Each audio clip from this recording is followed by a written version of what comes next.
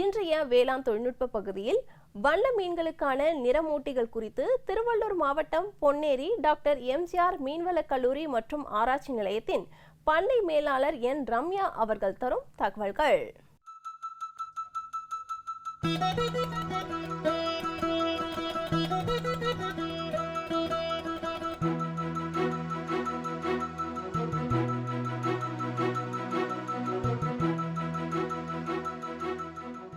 வண்ண மீன்களுக்கான நிறமூட்டிகளை பற்றின சில இன்ஃபர்மேஷனை உங்ககிட்ட பகிர்ந்துக்கிறேன்.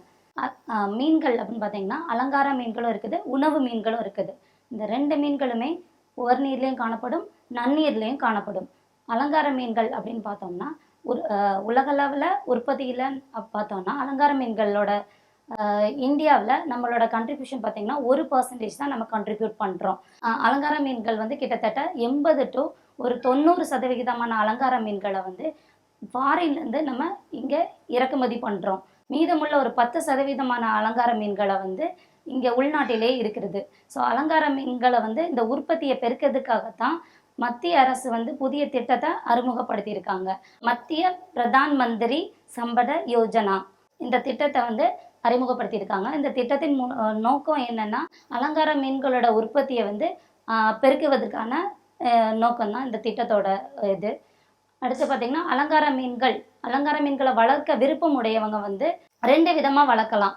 ஒன்று, அந்த அலங்கார மீன்களை இனப்பெருக்கம் செஞ்சு மீன் குஞ்சுகளை உற்பத்தி பண்ணுறது. இன்னொரு விதமாக வளர்க்கலான்னு பார்த்தீங்கன்னா அலங்கார மீன்களோட மீன் குஞ்சுகளை வாங்கி நீங்கள் ஓரளவுக்கு சைஸ்க்கு வளர்த்து அதுக்கப்புறம் விற்பனை செய்யலாம். ஸோ இந்த அதிகமாக இடம் உள்ளவங்க அப்படின்னு நீங்கள் இருந்தீங்கன்னா, ஸோ அதிகமாக இடம் வச்சுருக்கீங்க அப்படின்னா இந்த 2 விதமான இதையும் நீங்கள் பண்ணலாம். அந்த ஏற்றுமதியில் எது விலையை நிர்ணயிக்குது அப்படின்னு பார்த்தீங்கன்னா கலர் தான் மெயினாக. ஸோ கலருங்கும்போது நிறமிகள் அப்படிங்கிறது தான் மெயினாக. ஸோ கலர் இப்போ கம்மியாக இருக்குது மீன்களுக்கு அப்படின்னு பார்த்தோம்னா நம்மவே அதிகமாக விருப்பப்பட்டு வாங்க மாட்டோம். ஸோ கலர் கொஞ்சம் அதிகமாக இருந்துச்சுன்னா நம்ம எவ்வளோ விலை கொடுத்தனாலும் அதை வாங்கிறதுக்கு நம்ம முன் வருவோம். நம்ம வீட்டிலே அலங்கார மீன் இருக்குது அப்படின்னு பார்க்கும்போது அது கலர்ஃபுல்லாக, கண்ணுக்கு அழகாக, பிரைட்டாக, அட்ராக்டிவாக இருந்தால் மட்டும்தான் நம்ம அந்த அலங்கார மீன்களாக நம்ம ஏற்றுக்கொள்கிறோம். ஸோ இப்படி அலங்கார மீன்களில் நிறமிகள் தான் ஒரு முக்கிய பங்கு வகிக்கிறது. அதை ஏற்றுமதியை டிசைட் பண்ணுறது என்னன்னு பார்த்தீங்கன்னா, அந்த விலையை நிர்ணயிக்கிறது என்னதுன்னு பார்த்தீங்கன்னா ஸோ நிறங்கள் தான். ஸோ நிறங்கள் எதுலேருந்து வருது? நிறமிகள்லேருந்து நிறங்கள் வருது. ஸோ நிறமிகள் என்னெல்லாம் பார்த்தா மீன்களில் நிறமிகள் இருக்குது. என்னென்ன நிறமிகள்னு பார்த்தீங்கன்னா டெரிடின், மெலனின், அப்புறம் கரோட்டினாய்ட் பிக்மெண்ட்ஸ். ஸோ இந்த டெரிடின் அப்படின்ற நிறமிகள் டெரிடின் அப்படிங்கிறது ஒரு மஞ்சள் கலரை கொடுக்கக்கூடிய ஒரு நிறமி. அடுத்து பார்த்தீங்கன்னா மெலனின். ஸோ மெலனின் அப்படின்னு பார்த்தீங்கன்னா அது ஒரு ப்ரௌன் டு பிளாக் கலர் அந்த மாதிரி நிறத்தை கொடுக்கக்கூடிய ஒரு நிறமி. இந்த 2 நிறமிகளும் அலங்கார மீன்களில் அதாவது மீன்களில் அதற்குள்ளாகவே உற்பத்தி பண்ண முடியும். ஸோ கரோட்டினாய்ட் பிக்மெண்ட் மட்டும் அந்த மீன்களில் அதற்குள்ளாகவே உற்பத்தி பண்ண முடியாது. அது உணவு மூலமாக மட்டும்தான் நம்ம அதுக்கு கொடுக்க முடியும். கரோட்டினாய்டு நிறைய உணவுகளில் இருக்குது. ஸோ கரோட்டினாய்டுக்கு கீழேயுமே நிறைய நிறமிகள் இருக்குது. அது என்னென்ன நிறமிகள் அப்படின்னு பார்த்தோம்னா அஸ்டாசாந்தின்னு சொல்லலாம். ஸோ அஸ்டாசாந்தின் அப்படின்ற நிறமி என்ன கலரை கொடுக்கும்? சிவப்பு நிறத்தை கொடுக்கும். அடுத்து பார்த்தீங்கன்னா கேந்தாசாந்தின். ஸோ கேந்தாசாந்தின் அப்படின்னு பார்த்தீங்கன்னா ஒரு சிவப்பு நிறத்திலிருந்து ஆரஞ்சு கலர் நிறத்திலிருந்து ஆரஞ்சு கலர் நிறம், சிவப்பு நிறம், இந்த மாதிரி நிறங்களை கொடுக்கும். அடுத்து லியூட்டைன் அப்படின்ற நிறமிகள். ஸோ லியூட்டைன் நிறமி அப்படின்னு பார்த்தீங்கன்னா அது என்ன கலர்னா எல்லோ கலரையும் மஞ்சள் நிறத்தையும் கொடுக்கும், பச்சை கலர் நிறத்தையும் கொடுக்கும். அடுத்து beta carotene. So beta carotene பார்த்தீங்கன்னா இளம் மஞ்சள், அடுத்து ஆரஞ்சு கலர், இந்த மாதிரி நிறங்களை கொடுக்கும். அடுத்து சீசாந்தின் அப்படின்ற நிறமிகள் பார்த்தீங்கன்னா மஞ்சள், அடுத்து மஞ்சள் இளம் மஞ்சள், அதுக்கப்புறம் ஆரஞ்சு, லைட்டாக இளம் ஆரஞ்சு, இந்த மாதிரி நிறங்களை கொடுக்கும். ஸோ இந்த மாதிரி நிறமிகள் நிறைய இருக்குது. ஸோ இந்த நிறமிகள்லாம் இருக்கிற உணவுகள் தான் நம்ம நிறமூட்டிகளாக உபயோகப்படுத்துகிறோம். ஸோ இந்த நிறமிகள்லாம் இருக்கிற உணவை நம்ம மீன்களுக்கு கொடுக்கறதுனால அதோட வண்ணங்கள் இன்னும் அதிகமாகுது. இதை நிறமூட்டிகள் சொல்கிறோம். ஸோ மீன்களுக்கு அதுக்கு உள்ளாகவே உற்பத்தி பண்ண முடியாது. உணவு மூலமாக நம்ம கொடுக்குறோம். அந்த உணவு மூலமாக கொடுக்கறது தான் பல வண்ணங்களில் இருக்குது. அது கரோட்டினாய்ட்ஸ் நம்ம சொல்கிறோம். ஸோ இப்போ நிறமூட்டிகள் அப்படின்னு பார்க்கும்போது இயற்கை நிறமூட்டிகள் இருக்குது, செயற்கை நிறமூட்டிகள் இருக்குது. ஸோ இயற்கை நிறமூட்டிகள் அப்படின்ட்டு பார்த்தோம்னா தாவரங்கள்ல இருந்து இருக்குது, அடுத்து பார்த்தீங்கன்னா சீஃபுட் வேஸ்டேஜ், சீஃபுட் கழிவுகள்ல இருந்து இருக்குது. அடுத்து வந்து காய்கறிகள்ல இருந்து இருக்குது, பழங்கள்ல இருக்குது, நுண் தாவரங்கள்லையும் பாசிகள்லையும் இருக்குது. ஸோ இப்போ ஃபஸ்ட்டு நம்ம நுண்பாசிகளை பார்க்கலாம். ஸோ நுண்பாசிகளில் வந்து என்னென்ன அதாவது நுண்பாசிகளை என்னென்னலாம் பாசிகள் வந்து நிறமூட்டிகளாக உபயோகப்படுத்தலாம் அப்படின்னா எல்லா பாசிகளுமே உபயோகப்படுத்தலாம். அதில் வந்து பச்சை கலர் பாசி, பச்சை கலர் பாசி, அடுத்து பார்த்தீங்கன்னா ப்ளூ கிரீன் ஆல்கின்னு சொல்லலாம், நீல பச்சை பாசி, அடுத்து சிவப்பு பாசி, இந்த மாதிரி நிறைய பாசிகள் இருக்குது. ஸோ வந்து இயற்கை நிறமூட்டிகளில் இந்த நுண் பாசிகளில் பார்த்தீங்கன்னா பச்சை பாசி அப்படின்னு பார்த்தீங்கன்னா குளோரெல்லா, டுனாலியெல்லா சலைனா, அடுத்து பார்த்தீங்கன்னா ஹெமோட்டோகாக்கஸ், ப்ளூவியாலிஸ், இந்த மாதிரி நிறைய ஒவ்வொரு பாசிகள் எடுத்துட்டோம்னா அதுக்கு கீழே நிறைய ஸ்பீசிஸ் வரும். ஸோ நிறைய ஜெனிரா அண்டு ஸ்பீசிஸ் வரும். ஸோ இந்த பாசிகள்லாம் ஒவ்வொரு நான் ஏற்கனவே முன்னாடி சொன்ன பிக்மெண்ட்ஸ் மாதிரி ஒவ்வொரு நிறமிகள் வந்து அதில் வந்து அவைலபிளாக இருக்குது.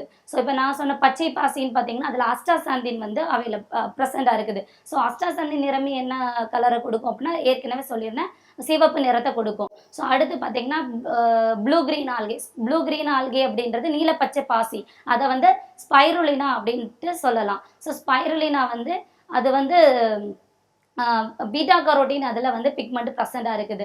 ஸோ பிக்மெண்ட்டுங்கிறது நிறைய பிக்மெண்ட் இருக்கும். கரோட்டினாய்டுங்கிற பிக்மெண்ட்டில் நிறைய பிக்மெண்ட் இருக்குது. ஸோ இப்போ ஒவ்வொரு பாசிலையும் ஒரு பிக்மெண்ட் தான் இருக்குமா அப்படின்றது கிடையாது, நிறைய வகையான பிக்மெண்ட்டும் அதில் இருக்கும். ஓகேங்களா? ஸோ ப்ளூ கிரீன் ஆல்கியில் பார்த்தீங்கன்னா ஒரு நீல நிறத்தையும் பச்சை நிறத்தையும் கொடுக்கக்கூடிய வந்து பிக்மெண்ட்ஸ் இருக்குது.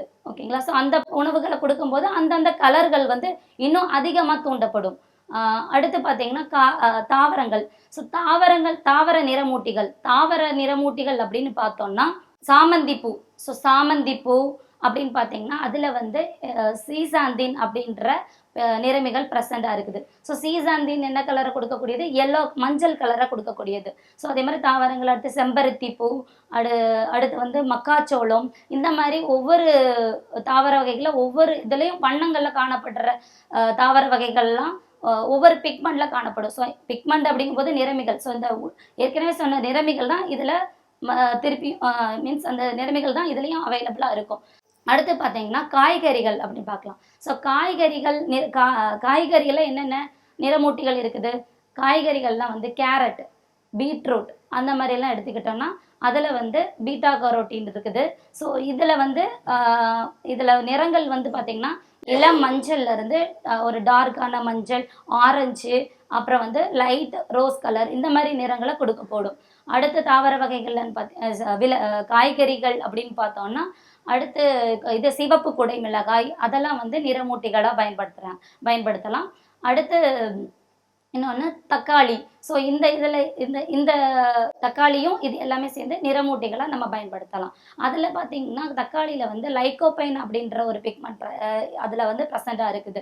ஸோ இந்த நிறமிகள் வந்து ஒவ்வொரு இதுலேயும் அவைலபிளாக இருக்குது. அந்த நிறமிகள் வந்து ஒவ்வொரு பிக்மெண்ட் ஒவ்வொரு நிறமிகளுக்கு ஏற்ற மாதிரிக்கு ஒவ்வொரு வண்ணங்களை கொடுக்குது. ஸோ அடுத்து பார்த்தோம்னா சீஃபுட் வேஸ்ட் அப்படின்னு பார்க்கும்போது அதில் வந்து நண்டு, இறால்கள், கூனி இறால்கள்னு சொல்லுவோம். ஸோ இது எல்லாத்தோடைய வேஸ்டேஜ் வந்து நமக்கு அந்த கழிவுகளை வந்து நம்ம வந்து நிறமூட்டிகளாக உபயோகப்படுத்தலாம். அதில் என்னென்ன அது எல்லாத்துலேயுமே வந்து அஸ்டாசாந்தின் அப்படின்ற ஒரு வந்து நிறமிகள் வந்து அதில் ப்ரெசண்டாக இருக்குது. அந்த அஸ்டாசாந்தின் அப்படின்ற நிறமிகள் வந்து ஒரு சிவப்பு வண்ணத்தை கொடுக்கக்கூடியது. ஸோ இப்போ வந்து நான் உங்களுக்கு இயற்கை நிறமூட்டிகளை பற்றின சில தகவல்களை கொடுத்தேன். ஸோ இயற்கை நிறமூட்டிகள் அப்படின்னு நம்ம பார்த்தோம்னா ஸோ பொதுவாக இது எல்லாத்துலேயும் அவைலபிளாக இருக்குது. அதை நம்ம எப்படி யூஸ் பண்ணுறோம் அப்படின்னா நம்ம இப்போ கேரட்டு, பீட்ரூட்னா டேரெக்டாக போய் நம்ம மீன்களுக்கு கொடுத்து சாப்பிட சொல்ல போகிறதில்ல. அதை எப்படி நம்ம உபயோகப்படுத்தணும் அப்படின்னா அந்த நிறமூட்டிகளை வந்து நம்ம வந்து காய வைத்து அதை பவுட்ரு மாதிரி பண்ணி நம்ம ஒரு இதில் வச்சுக்கலாம் தனியாக. அடுத்து நீங்கள் இப்போ வந்து மீன்களுக்கான உணவு தயாரிப்பீங்கள்ல, ஸோ தயாரித்த உணவு வந்து நல்லா எல்லா இன்க்ரீடியண்ட்டும் மிக்ஸ் பண்ணி குக் பண்ணி எடுப்பீங்க. ஸோ அந்த குக் பண்ணி நீங்கள் அவிச்சு எடுத்த உடனே அதை வந்து நல்லா கூல் பண்ணிவிட்டு அந்த கூலிங் ஆனதுக்கப்புறம் இந்த நிறமூட்டிகளை வந்து நீங்கள் ஒரு நான் அளவு சொல்கிறேன், நிறமூட்டிகளை வந்து நீங்கள் அதில் மிக்ஸ் பண்ணி கலந்து அடுத்து வந்து பெல்லட் மாதிரி நீங்கள் புழிஞ்சு அந்த உருளி உணவுகளாக நீங்கள் பயன்படுத்தலாம். ஸோ இயற்கை உணவுகள் அப்படின்னு இயற்கை நிறமூட்டிகள் அப்படின்னு நீங்கள் பார்க்கும்போது ஒரு 5% to ஒரு 40% வரைக்கும் நீங்கள் உபயோகப்படுத்தலாம். சரிங்களா? அடுத்து வந்து செயற்கை நிறமூட்டிகள் அப்படின்னு பார்க்கும்போது, இயற்கை நிறமூட்டியில் என்ன நிறமிகள் இருந்துச்சோ அதே வந்து இப்போ செயற்கையாகவும் அவைலபிளாக இருக்குது. அதே மாதிரி செயற்கையில் என்ன ஒரு செயற்கையில நன்மைகள் இருக்குது, செயற்கையில் என்ன தீமைகள் இருக்கும்னு பார்த்தோம்னா, நம்ம வந்து அதிக அளவு யூஸ் பண்ணக்கூடாது. நம்ம வந்து இப்போ இயற்கையும் செயற்கையும் கலந்து ஒரு 2% வரைக்கும் உபயோகப்படுத்தலாம். அதையும் தாண்டி நம்ம எக்ஸ்ட்ரா வந்து ஆட் பண்ணுறதுனால இந்த செயற்கை கரோட்டினாய்டுகள் வந்து ஒரு ரெசிடியூ ப்ராப்ளத்தை ஏற்படுத்தும். அது மட்டும் இல்லாமல் சுற்றுப்புற சூழலையும் கொஞ்சம் நமக்கு ப்ராப்ளம் சுற்றுச்சூழல் சூழலையும் பாதிக்கிற மாதிரிக்கு இருக்கும். ஸோ நம்ம வந்து அந்த அளவுகளை வந்து தாண்டி நம்ம யூஸ் பண்ணக்கூடாது. இது மட்டும் இல்லாமல் இயற்கை நிறமூட்டிகள் அப்படின்னு பார்த்தீங்கன்னா நிறைய மற்ற பெனிஃபிட் அப்படின்னு பார்த்தீங்கன்னா, அது வந்து நிறமூட்டிகள் வந்து கலரை மட்டும் கொடுக்கறது மட்டும் இல்லாமல் அது வந்து அதிக அளவு நியூட்ரியன்ஸ்னு பார்த்தீங்கன்னா அமினோ ஆசிட்ஸ், அப்புறம் விட்டமின் அண்ட் மினரல்ஸ், அப்புறம் பார்த்தீங்கன்னா அடுத்து இது எல்லாமே இந்த விட்டமின் அண்ட் மினரல் இந்த அனைத்து வகை நியூட்ரியன்ஸையும் வந்து மீன்களுக்கு கொடுக்குது. இதனால் மீன்கள் வந்து நன்றாக வளர்ச்சி அடையும். அது மட்டும் இல்லாமல் இனப்பெருக்கமும் வந்து சீக்கிரம் நல்ல இனப்பெருக்க முதிர்ச்சி அடைகிறதுக்கும் நல்ல ஒரு சிறந்த உணவாக அமையும். அது மட்டும் இல்லாமல் நல்ல ஒரு நோய் எதிர்ப்பு சக்தியையும் இது வந்து தரும். ஸோ இப்போ நிறமூட்டிகள் பற்றி பார்த்துட்டோம். நிறமூட்டிகள் வந்து ஃபுல்லாகவே நம்ம கொடுத்து அதை வந்து நல்லா வளர்க்குறது மட்டும் இல்லாமல் அந்த நீர்த்தர மேலாண்மையும் நம்ம கரெக்டாக பார்த்துக்கிட்டோம்னா அது வந்து கரெக்டாக நம்ம வந்து வளர்க்குறது வந்து கரெக்டாக வளர்த்துடலாம். ஸோ அலங்கார மீன்களை நிறமூட்டிகள் மூலமாக வண்ணங்களை பெருக்கி அலங்கார மீன்களை வளர்த்து வளம் பெறுவோம். மேலும் விவரங்கள் பெற என் ரம்யா அவர்களை 07010696030 என்ற கைபேசி எண்ணில் தொடர்பு கொள்ளலாம்.